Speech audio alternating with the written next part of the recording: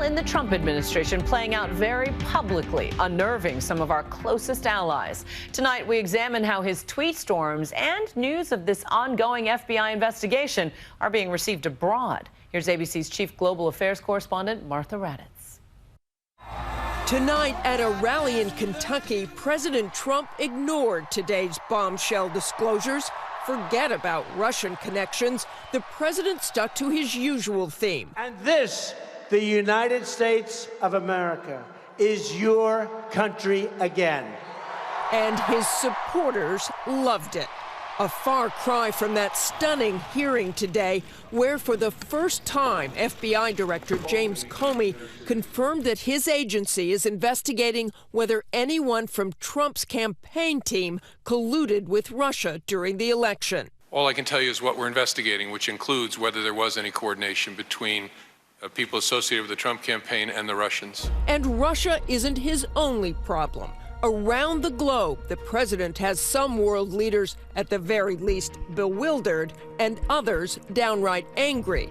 Earlier today, his honored guest, Iraqi Prime Minister Haider al-Abadi, gamely looking on as Trump ignored question after question.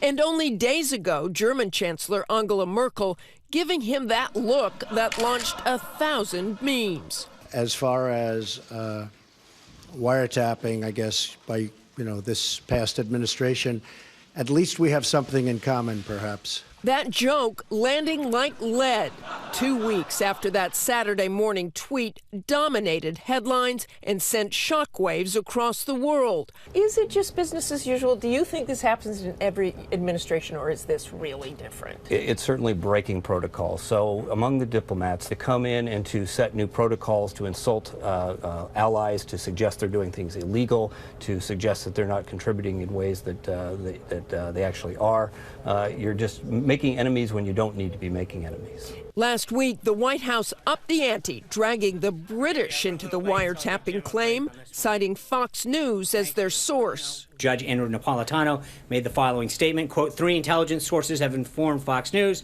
that President Obama went outside the chain of command. He didn't use the NSA, he didn't use the CIA, he didn't use the FBI, and he didn't use the Department of Justice. He used GCHQ. What is that? It's the initials for the British Intelligence Spying Agency. Adding Britain to the list of countries with possible grievances against the new administration, the GCHQ denied those allegations, stating they are utterly ridiculous and should be ignored. When is this going to stop? And when the crisis comes, and at some point in his term, we'll have a crisis not of his own making, but a crisis from North Korea or Iran, the country's going to need to believe its president, and he's making that very, very difficult. And North Korea is already turning up the heat, this past weekend announcing that it had tested a new rocket engine, another step in its attempt to develop a nuclear weapon-tipped missile capable of reaching the United States. President Trump responding from Air Force One on Sunday. Going well. Had a lot of meetings on that.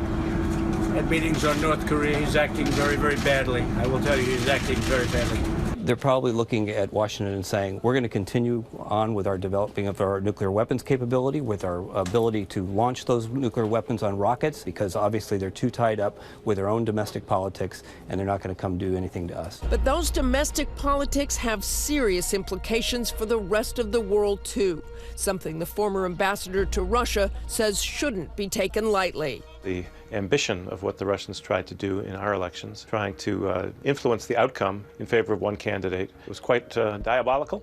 And the danger is they're going to do the same thing in France, in Germany, if we don't figure out how to stop them.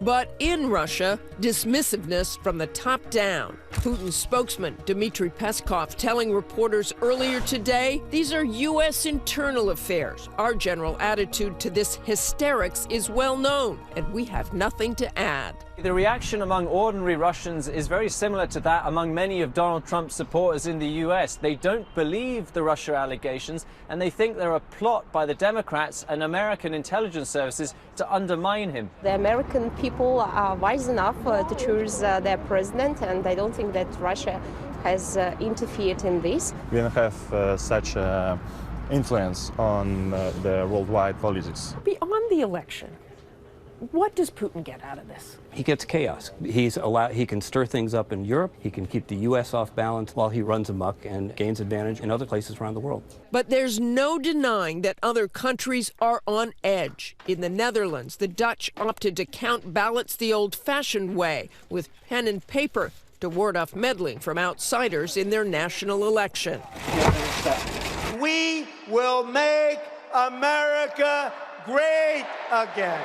And tonight, back in the U.S., that Make America Great rally, a sign of things to come. It was paid for by the campaign committee. Campaign 2020 already underway. A campaign that Ambassador Versbow says the Russians will be keenly interested in. When a foreign government is trying to actually usurp the authority of the people of that country to decide who their leader is, then that's serious business. One of the lessons they may draw from this is that they were successful because they introduced chaos and division and discord and sowed doubt about the nature of this amazing country of ours and our democratic process. It's possible they're misreading that as it worked, and so we'll come back and hit them again in 2020. For Nightline, I'm Martha Raddatz in Washington.